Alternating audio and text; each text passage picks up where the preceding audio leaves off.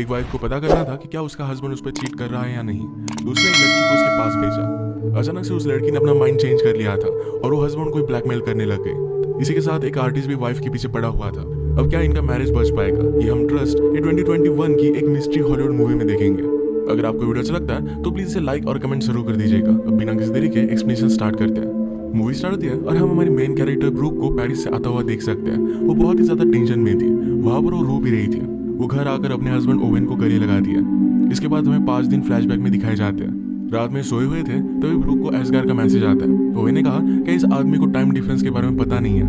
Brooke कहती कि एसगार New York में ही है, उसका एक आर्ट का शो था और ब्रूक की आर्ट गैलरी है, वो उसी को रिप्रेजेंट कर रही है। इसके बाद नेक्स्ट सीन में एसगार की इंटरव्यू चल रही थी। एसगार पेरिस से आता है और लड़कियों की न्यूड पेंटिंग बनाता है। एसगार से रिपोर्टर पूछती है कि जिन भी लड़कियों की तो अब सिंगल थी। एसगार कहता है कि उसे पता नहीं है। वो किसी लड़की से मिलता है और जब इंटीमेट होता है उसी के बाद उस लड़की की पेंटिंग बनाता है। अगर उसे कुछ कनेक्शन फील हुआ तभी वो पेंटिंग बनाएगा। इसके बाद रिपोर्टर ब्रूक के साथ बात करती है। उसने कहा कि लोगों को लगेगा कि एसगार एक फ्रॉड है। ब्रूक कहती है कि मुझे इसमें टैलेंट दिखता है, ये बहुत आगे जाएगा।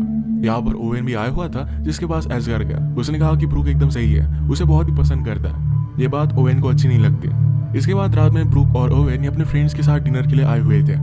आजकल ओवेन और ब्रूक प्रेग्नेंट होने की कोशिश कर रहे हैं, पर आजकल जरा लकी नहीं है। ओवेन कहता है कि हमें जरा वैकेशन पर जाना चाहिए। ओवेन को पेरिस में जाना था। ब्रूक को आजकल जरा काम है तो इस वजह से वो आ नहीं सकती। इसके बाद वो एसगार को लेकर बात करने लग गए। ब्रूक की फ्रेंड एलेनोर डिवोर्स अटर्नी थी। उसने कहा कि बहुत सारे लोग चीट करते हैं, सिर्फ लड़कियां पकड़ी नहीं जाती। इस बात को लेकर ओवेन जरा इनसिक्योर फील करता है। घर आने के बाद ब्रूक ने ओवेन से सॉरी कहा कि फिर से उसे काम पर जाना पड़ेगा, आजकल वो जरा बहुत ही ज्यादा बिजी है।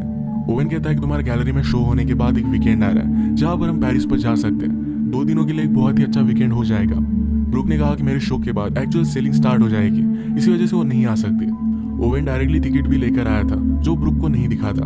उसका मोबाइल पीछे रह गया था। इसमें ब्रूक ने एक मैसेज पढ़ा जिसमें कहा था कि कल रात हम दोनों को मिलना है, उस प्लेस पर मजा आएगा। और इस मैसेज को डिलीट करने के लिए भी कहा गया था। तो ब्रूक अब ओवेन पर शक करने लग गई। उसने ओवेन से पूछा कि सारा कौन है। ओवेन कहता है कि वो मेरी शो के एक प्रोड्यूसर है। ओवेन न्यूज रिपोर्टिंग का काम करता है। एसगार के शो की वजह से ब्रूक को बहुत सारे प्रॉब्लम्स आ रहे थे। पैसों की भी थोड़ी सी प्रॉब्लम थी जो शो के बाद सॉर्ट आउट हो जाएगी। तभी एसगार ब्रूक के पास आया। वो कहता है कि एक मिलियनर मेरी पेंटिंग में बहुत ही ज्यादा इंटरेस्टेड है। ब्रूक ने ऑलरेडी उसका नाम सुना हुआ था तो इस बात के लिए एक्साइटेड हो गए। पर एसगार कहता है कि वो यहाँ पर नहीं आने वाला, यानी कि न्यूयॉर्क में नहीं आएगा, हमें उसके पास जाना पड़ेगा पेरिस में। ये बात ब्रूक के लिए जरा हार्ड थी क्योंकि शो के चलते इस तरीके से नहीं जा सकती। एसगार कहता है कि मैं बिजनेस की बातें नहीं कर सकता, तुम्हें उसे हैंडल करना पड़ेगा, मैं तुम्हारे बिना वहां पर नहीं जाऊंगा।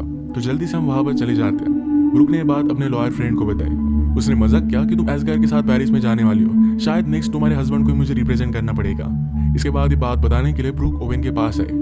ओवेन के साथ शो की लड़कियां थी जो देखकर ब्रूक जरा जेलस हो जाती है। उसने सारी सिचुएशन ओवेन को समझाई और लास्ट में कहती कि मुझे पेरिस में जाना पड़ेगा। ब्रूक पहले तो यही चाहता था, पर ब्रूक एसगार के साथ जा रही है इस वजह से उसे गुस्सा आ जाता है। उसने वीकेंड पर अपना शो कैंसिल किया था, पर अब ये शो वो ले लेता है। आज मिडिल ऑफ द नाइट वो अचानक से उठकर कहीं चला गया। उसने एक टैक्सी बुक की थी। इसकी इन्फॉर्मेशन ब्रूक को उसके टैबलेट से मिल जाती है। वो कहाँ पर जा रहा है इसका एड्रेस भी उसे दिख गया। उसने उसे कॉल करने की बहुत कोशिश की पर उसका कॉल लगा ही नहीं। रात में इसके बारे में ओवेन से पूछते हैं तो ओवेन ने कहा कि मेरा कुछ काम था, एक स्टोरी मुझे कवर करनी थी।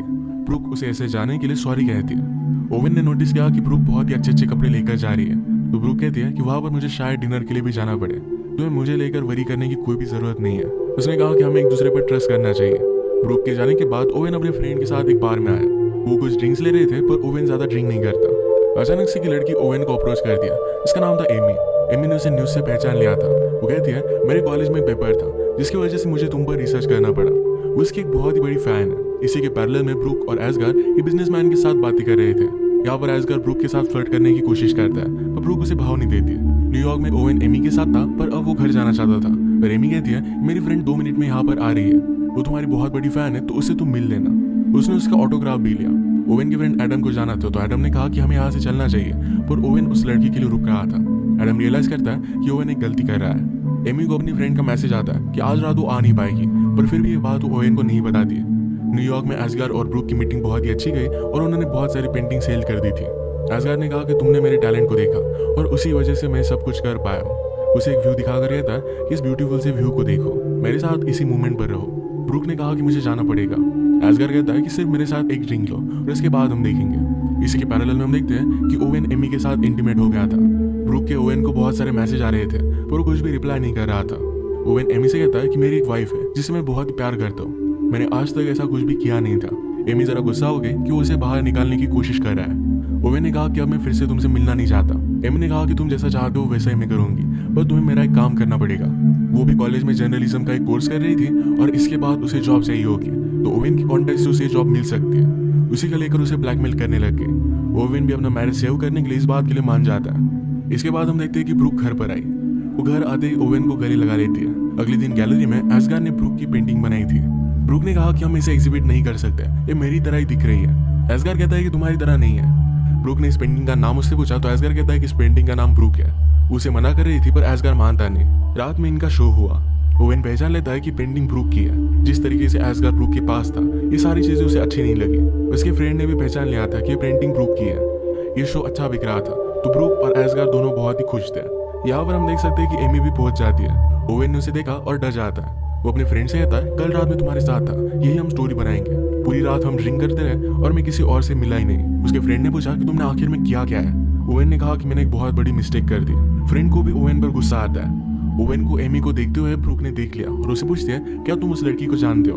ओवेन ने कहा कि मैं बहुत सारे लोगों को मिलता रहता हूँ, तो उसे याद नहीं है। एमी को देखने के बाद एस्गार उसके पीछे पड़ गया और आकर वो ब्रूक से उसे मिलवाता है। ब्रूक ने ओवेन को इंट्रोडक्शन दिया तो एमी कहती कि मैं उसे जानती हूँ, कल ही मैंने इनका ऑटोग्राफ लिया था। ओवेन कहता है कि मैं जरा कंफ्यूज्ड हूँ, मैं शायद तुम्हें नहीं जानता। अब इसके बाद एमी को जाना था तो एस्गार भी उसके पीछे पीछे जाता है। एमी डायरेक्टली ओवेन के घर पर आई, जहाँ पर ओवेन अकेला था। ओवेन ने कहा कि हम दोनों फिर से नहीं मिल सकते, पर एमी कहती है यहाँ पर चल क्या रहा है, इसके बारे में तुम्हें कुछ भी आइडिया नहीं है। इसके बाद हमें और एक फ्लैशबैक दिखाया जाता है जब सारे फ्रेंड्स मिलकर डिनर के लिए गए हुए थे। ब्रूक ने अपने लॉयर फ्रेंड से बात की थी और कहा था कि शायद उसे लग रहा है कि ओवेन उस पर चीट करता है। फ्रेंड ने कहा कि ऐसा कुछ भी नहीं होगा, सिर्फ उस पर जरा ध्यान रखो। उसी रात अचानक से ओवेन कहीं चला गया था, तो इसके बाद ब्रूक अगले दिन फिर से अपने फ्रेंड से मिली थी। उसके फ्रेंड ने उसे समझाने की कोशिश की कि वो एक्चुअल में काम में होगा, पर ब्रूक मानती नहीं। उसे लगता है कि कुछ ना कुछ तो गड़बड़ है। फ्रेंड ने कहा कि बहुत सारे केसेस में जब भी हमें प्रूव करना होता है कि हस्बैंड चीट कर रहा है, तब हम एक लड़की को उसके पास भेजते हैं। अगर उसके साथ फ्लर्ट करने की कोशिश करता है या फिर कुछ अलग होता है, तो ये सब हम रिकॉर्ड कर लेते हैं। ऐसी एक एजेंसी को जानती थी जिसका नंबर वो ब्रूक को देती है। उसने ये भी कहा कि तुम्हें ओवेन पर ट्रस्ट करना चाहिए, तुम्हें इसकी जरूरत नहीं पड़ेगी। रात में ओवेन का इस तरीके से जाना ब्रूक को सोने नहीं देता। जहाँ पर ओवेन ने कैब बुक की थी, इसकी लोकेशन ब्रूक ने देखी। एक बहुत ही अच्छा मॉडल था। ब्रूक से अब रहा नहीं जाता, एक्चुअल सिचुएशन क्या है उसे पता करना था, तो उस एजेंसी को उसने कॉल कर दिया। अगले दिन एक लड़की से वो मिली और ये लड़की एमी ही थी। एमी को ही ओवेन को रिजाने का जॉब दिया गया था। ब्रूक कहती कि तुम जरा अलग लग रही हो, तुम ओवेन के टाइप की नहीं हो। एमी ने कहा कि जब मैं रात में जाऊंगी तो जरा अलग लगूंगी, तुम मुझ पर पूरा ट्रस्ट कर सकते हो। मेरा एक बॉयफ्रेंड है जिसे मैं बहुत ही प्यार करती हूँ, मैं कभी भी उस पर चीट नहीं करूंगी। ब्रूक जरा अनश्योर थी। एमी ने कहा कि अगर तुम्हें लगता है कि हमें ये सब कैंसिल कर देना चाहिए तो मुझे सिर्फ एक मैसेज कर देना और मैं वहां से चली जाऊंगी। इसके बाद ब्रूक जब पेरिस में थी, एस्गार उस पर मूव करने की कोशिश कर रहा था, तभी ब्रूक ने एमी को मैसेज कर दिया था कि सारी डील ऑफ कर दो, पर एमी ने ये बात नहीं सुनी थी। एमी ने ओवेन के साथ मिलने के बाद रियलाइज किया था कि उसे जॉब अपॉर्चुनिटी चाहिए और इसके लिए कुछ भी कर सकती है। उनकी कन्वर्सेशन की वीडियो निकालने वाले एक आदमी को भी उसने घर पर भेज दिया। पेरिस में एस्गार और ब्रूक जब ड्रिंक ले रहे थे तो एस्गार ब्रूक से पूछता है, तुमने मुझे क्यों चूज किया। ब्रूक कहती कि तुम बहुत ही ज्यादा टैलेंटेड हो, ये बात सिर्फ तुम्हें पता नहीं है। ब्रूक कहती कि तुमने मुझे क्यों चूज किया। एस्गार ने कहा कि तुम बहुत ही ज्यादा ब्यूटीफुल हो, जब मैं पेंट करता हूँ तो मुझे म्यूजिक सुनाई देता है, बस जब मैं तुम्हारे साथ होता हूँ तब भी मुझे वही म्यूजिक सुनाई देता है। यानी कि उन दोनों में जो भी है ये बहुत ही ज्यादा स्पेशल है और इसे वो एक्सप्लोर करना चाहता था। ब्रूक इस बात के लिए उसे मना कर देती है। उसने एमी को कैंसिल करने का मैसेज किया था, पर एमी का कुछ भी रिप्लाई नहीं आता। इस बात से वो बहुत ही ज्यादा डिस्टर्ब हो गई थी और ओवेन को भी कॉल लग नहीं रहा था। इसे वो बहुत ही ज्यादा सैड हो जाती है। उसने सुबह ओवेन को कॉल लगाया और पूछा कि रात में तुम कहाँ थे। ओवेन ने कहा कि मैं बार में गया था, एक दो ड्रिंक्स मैंने लिए और मैं घर पर आ गया। ये सब बातें ओवेन के साथ एमी सुन ही रही थी। ये दोनों एक दूसरे को आई लव यू कहते हैं। ब्रूक यहाँ से जा रही थी तो एस्गार उसे कहता है कि हम दोनों के बीच में अगर कुछ भी है, थोड़ी सी भी फीलिंग्स है, तो हमें इसे एक्सप्लोर करना चाहिए। ये सुनने के बाद भी ब्रूक वहाँ से चली गई। अगले दिन गैलरी में एमी ब्रूक से मिलने के लिए आई। एमी कहती है, कल रात कुछ अजीब हुआ, मेरी फोन की बैटरी भी चली गई थी, यानी मैं कुछ भी ऑडियो रिकॉर्ड नहीं कर पाई और हमारा वीडियो वाला आया ही नहीं। इस वजह से उसके पास कुछ भी प्रूफ नहीं है। पर वो कहती है कि ओवेन तुम्हारी टेस्ट पास हो चुका है, उसने मुझे कम्प्लीटली इग्नोर कर दिया था। ब्रूक को ये सब चीजें अजीब लगती है, वो अब भी शक कर रही थी। वो कहती कि मुझे ये भी नहीं पता कि एक्चुअल में तुम वहां गई थी या नहीं। एमी ने ओवेन से जो ऑटोग्राफ लिया था ये ब्रूक को दिखा दिया। कहती कि मेरे पास प्रूफ है। इसके बाद ब्रूक ने एमी को पे कर दिया। कहती है, रात में मेरी आर्ट गैलरी देखने के लिए आना, तुम्हें मजा आएगा। अब कल रात एक्चुअल में हुआ क्या था ये बात हमें पता चलती है। ओवेन सिचुएशन के बारे में तुम्हें कुछ भी पता नहीं है। तभी वहां पर एस्गार आ गया। एस्गार ओवेन से कहता है कि यहाँ डार्क में तुम कर क्या रहे हो। ओवेन ऑलरेडी गुस्सा था तो एस्गार को पंच कर देता है। इन दोनों में फाइट होती पर ब्रूक ने एस्गार को रोक लिया। इसके बाद एस्गार एमी को घर लेकर जाने लग गया। ब्रूक ओवेन को कन्फ्रंट करती है। एमी ने लिया हुआ ऑटोग्राफ उसने उसे दिखा, पूछती कि तुमने मुझसे झूठ क्यों कहा। ओवेन ने कहा कि हम फ्रेंड सिर्फ ड्रिंक ले रहे थे, उसमें उसने मेरा ऑटोग्राफ ले लिया था, इसमें कुछ भी बड़ी बात नहीं है। लोग मेरा ऑटोग्राफ लेते, मेरी फोटो लेते हैं, इसमें कुछ भी गलत नहीं है। ब्रूक ने पूछा कि क्या एमी ने तुम्हारे साथ सेल्फी ली थी। ओवेन कहता है कि हाँ ली थी। अब ब्रूक को कंफर्म हो गया कि एमी झूठ बोल रही थी। वो इस बात को लेकर कन्फ्रंट कर दिया, कहा कि मुझे सब कुछ सच सच बता दो। ओवेन कहता है कि मुझसे गलती हो गई। इस बात से ब्रूक बहुत ही ज्यादा अपसेट हो गए। ओवेन उसका पीछा करने की कोशिश करता है। ब्रूक ने कहा कि मुझे साफ साफ बताओ, क्या तुम उसके साथ इंटीमेट हुए थे।